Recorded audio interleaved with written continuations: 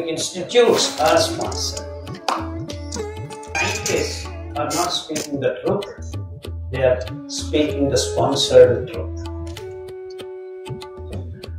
By the way, because the whole world actually has to be fed.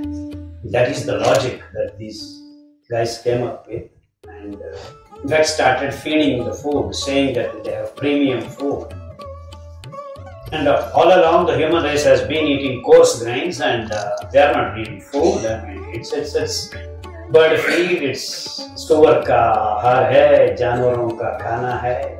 These are the exact words these so-called experts of this green revolution, wherein they chose C3 and C3 grasses called rice and wheat. Rice is Oryza sativa and Triticum vulgare. These are the original seeds, and then they just did some tinkering and then patented them. And this is exactly what has happened. And no scientist till today speaks about this dark side of science. In the name of patent and intellectual rights, the corporates have taken away the rights of the seeds of the farmers on this planet. This is the sad story of science. And now, all over the world, farmers have to run around to get the seeds from these corporates. And they do not own the seeds. It's God's given. But then they have been convinced, now all over the world, farmers of the planet have been convinced that if you want seeds, you need to go to the corporates.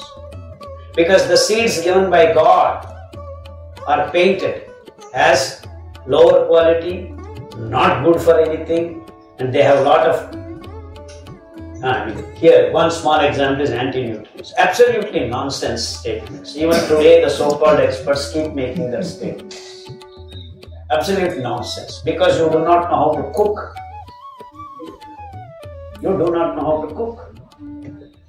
Because now you are maintained on Zomato and Swiggy. The kitchens are closed in the western part of the world, and we are trying to ape them. And these so-called scientists said, oh, millet was there, it traveled from there to here. No, it never did. All over the planet, 6,000 varieties of C4 grasses. Without anyone's effort, they could grow even today if you allow them.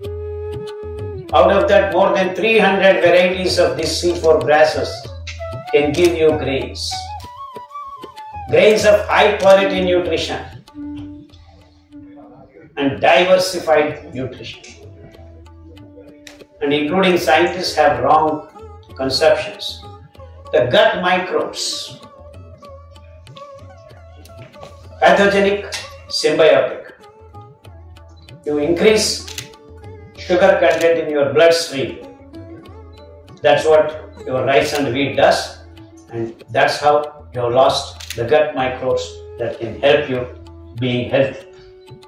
So it is the symbiotic microbes are actually harbored on fiber. So if you have fiber in your bloodstream and in your celiac region, you can harbor wonderful gut microbes. Tomorrow, you can start eating millets if you know how to cook and what to do. Tomorrow. It's not that by eating rice and wheat, you cannot eat millets. You should know how to eat millets. You should have the gut microbes. And that's what actually our ancestors did for thousands and thousands, and not thousands, I would want to use lakhs and lakhs of years. Because our comprehension only goes back to thousands of years.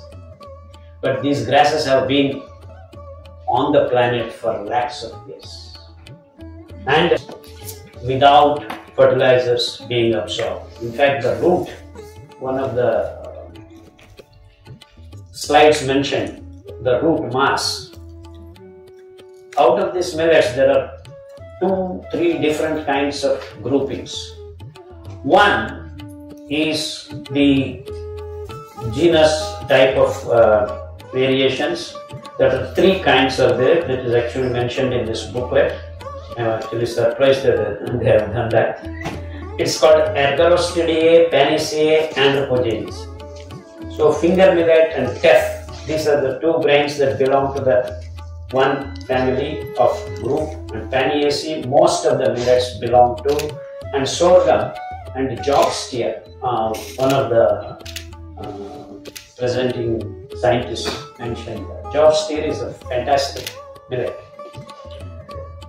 And no millet has any anti-nutrients if you know how to cook. In fact, cooking removes most of the anti-nutrient properties of most.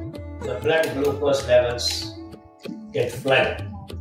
You go within 15 minutes, you have 50 grams of glucose if you eat 100 grams of rice or wheat.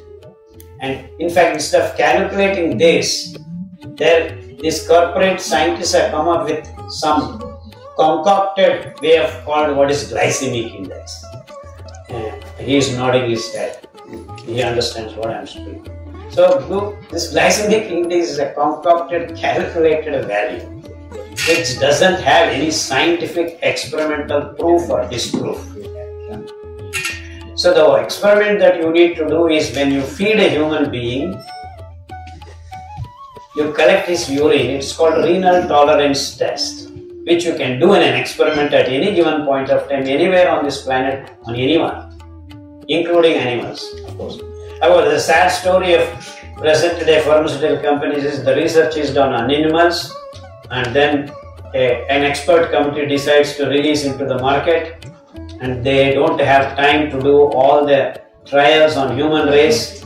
It is hurried up with a lot of government organizations giving permissions or no permissions, and the cases are going on in the lawsuits and the courts. This is absolutely havoc, causing a lot of problems.